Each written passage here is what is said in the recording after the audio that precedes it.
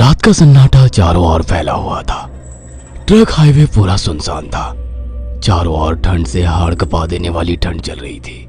Highway के चारों ओर घना जंगल था। उसी हाईवे पर एक मर्सिडीज दौड़ रही थी। उसमें 3 लोग सवार थे, राहुल, निधि और उनकी 10 साल की बेटी तानिया। राहुल अपने दोस्त सैफ के घर ईद की पार्टी में शामिल होने के लिए गया था और पार्टी करके घर लौट रहा था। निधि ने मुस्कुराकर ड्राइव करते हुए राहुल से कहा, कुछ भी कहो राहुल, आज तो ईद की पार्टी में मजा आ गया। हाँ, मेरा दोस्त बहुत ही बिंदास और हंसी मजाक करने वाला व्यक्ति है। मैंने देखा उसके घर पर शहर की एक से एक बड़ी हस्ती थी, मगर फिर भी वो उन सबको इग्नोर करके हमें इम्पोर्टेंस दे रहा था। हाँ, देगा क्यों नहीं, आखिर मेरा दोस्त जो है। सच में राहुल, अमेरिका से इंडिया लौटकर बहुत अच्छा फील हो रहा है। वैसे तुम्हारा दोस्त सचिन अभी तक नहीं आया अमेरिका से? निधि की बात सुनकर राहुल चौंक कर बोला, ओह शिट यार, उसका फोन आया था कि वो इंडिया आ रहा है। उसने बोला था कि मुझे एयरपोर्ट पर पिक कर ले। निधि बहुत नाराज होगा वो। कोई बात नहीं, उससे बोल देना कि तुम्हें बिल्कुल याद नहीं रहा, और फिर तुम्हें सैफ की इनवाइट की हुई ईद पार्टी में भी तो शामिल होना था। निधि ने इतना बोला ही था कि उसकी बेटी तानिया ने अपनी माँ की ओर देखकर कहा, मुझे भूख लगी है माँ, और प्यास भी। तानिया की बात पर निधि ने बुरा सा मुंह बनाकर उसकी ओर देखकर कहा, पार्टी में तो इतना खाया था तुमने, फिर भी भूख लगी है। निधि की बात पर तानिया ने मासूम सा चेहरा बनाकर कहा, कोई बात नहीं मम्मी, मुझे पानी ही पिला दीजिए। कितनी बार बोला है मुझे मम्मी मत बोला करो। पानी अभी नहीं है, आगे जाकर कोई शॉप पड़ेगी तो बोतल खरीद के दे दूंगी। निधि की बात पर राहुल ने मुस्कुराकर कहा, छोटी बच्ची है निधि, इतना नाराज होना सही नहीं है। राहुल ने इतना कहा ही था कि अचानक एक काली परछाई राहुल की कार के सामने आकर खड़ी हो गई। राहुल के पैर अचानक ब्रेक पर पड़ गए। गाड़ी तेज रफ्तार में थी। ब्रेक अचानक लगने से पलटते पलटते बाल बाल बची थी। राहुल के चेहरे पर भयानक ठंडी में भी पसीने की बूंद टपकने लगी। वो दोनों कार से बाहर निकल आए। निधि ने डरते हुए कहा, आखिर कौन था ये? ऐसा लगा जैसे कि कोई भयानक काली परछाई मेरे कार के सामने आकर खड़ी हो गई हो। वह दोनों काली रात के सन्नाटे में इधर उधर देखने लगे। तभी निधि को एक घने पेड़ के पास दो चमकीली हुई आंखें दिखाई दी।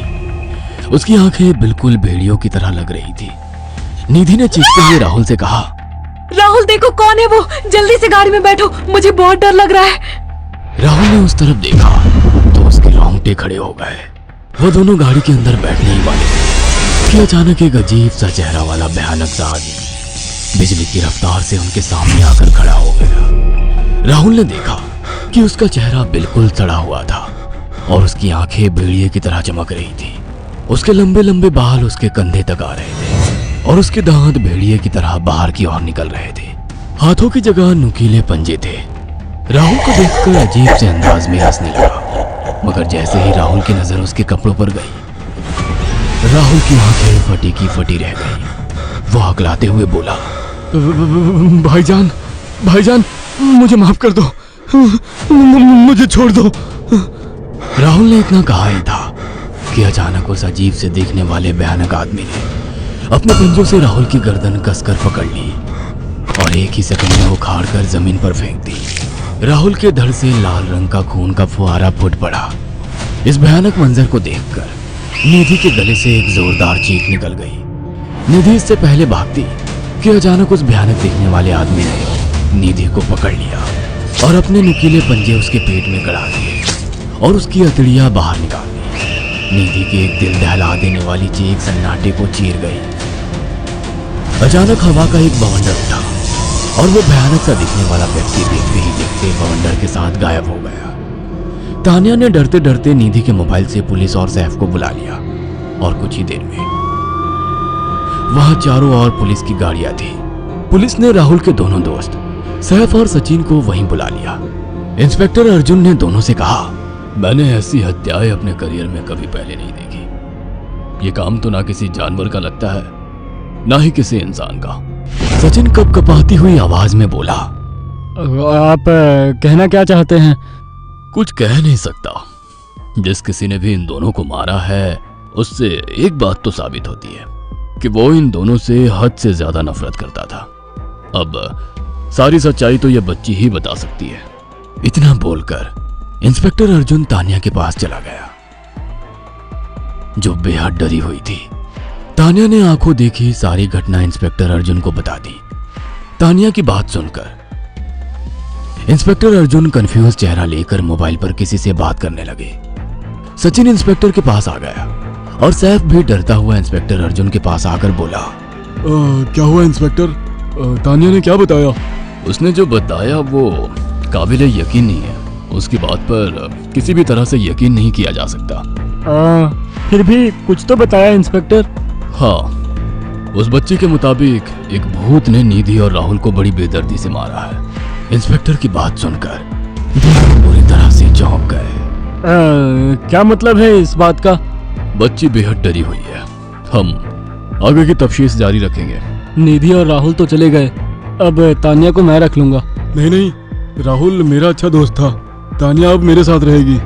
देखिए, बच्ची के माँ बाप अब इस दुनिया में नहीं है और आप दोनों भी शादीशुदा है। मुझे नहीं लगता कि आप दोनों बच्ची की सही से देखभाल कर सकते हैं। मेरी कोई औलाद नहीं है। मैंने अपनी पत्नी को फोन कर दिया है, वो भी IPS ऑफिसर है। ये बच्ची आज से मेरे साथ रहेगी। उसका मासूम चेहरा मेरे दिल में उतर गया है। अब तुम दोनों जा सकते हो। पूछताछ के लिए मैं जब भी तुम्हें बुलाऊं तुम दोनों आ जाना। इंस्पेक्टर ने ये बात बोली ही थी कि अचानक वहां पर मौसम बदल गया। चारों ओर काली घटाएं छा गई और एक भयानक बवंडर उठा और देखते ही देखते सब पुलिस वालों के सामने वो भयानक चेहरे वाला आकार सबके सामने खड़ा हो गया। उसको देखकर सबके रोंगटे खड़े हो गए। देखते ही देखते उसने अपने भयानक पंजे सैफ की आंखों में डालकर उसकी आंखें निकाल ली। सैफ ने चीखते हुए वहीं दम तोड़ दिया। उस भयानक आदमी को देखकर सचिन उसके पैरों पर गिर गया। तुम तो भाईजान से कपड़े पहने हो। मैं समझ गया, तुम भाईजान हो। मुझे माफ कर दो भाईजान, मुझे यहाँ से जाने दो। मैंने कुछ नहीं किया था। वह भयानक चेहरे वाला गुर्राते हुए बोला, बता इन सबको कि ये सब इतनी भयानक मौत क्यों मरे। सचिन दौड़ता हुआ इंस्पेक्टर अर्जुन के पास गया और बोला, मैं जानता हूँ इसने इन तीनों को क्यों मारा। इसका नाम भाईजान था। जब ये जिंदा था ये किसी का भाई किसी की जान था। बहुत साल पहले ये हम सबका बहुत अच्छा गहरा दोस्त और बिजनेस पार्टनर था। ये सबकी बहुत मदद किया करता था। इसकी प्यारी सी बेटी थी तानिया, जो इस वक्त कार के अंदर बैठी हुई है। ये इसी की बेटी है।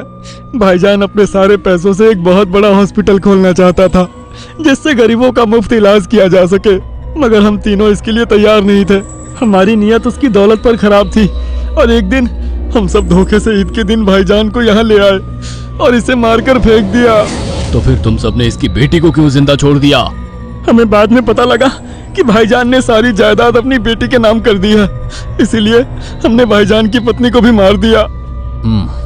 और तानिया का तुम 18 साल की उम्र पूरी करने का इंतजार कर रहे थे ताकि सारी जायदाद अपने नाम करा सको और बाद में उसे भी ठिकाने लगा सको। इसी के लिए तुम दोनों इस मासूम बच्ची को अपने साथ रखने की जिद कर रहे थे। जी, आपने बिल्कुल सही कहा। हम तानिया को भी इसी जगह लाकर मार देते। सचिन की बात सुनकर इंस्पेक्टर अर्जुन की आंखों में खून उतर आया। इंस्पेक्टर अर्जुन के कुछ कहने से पहले ही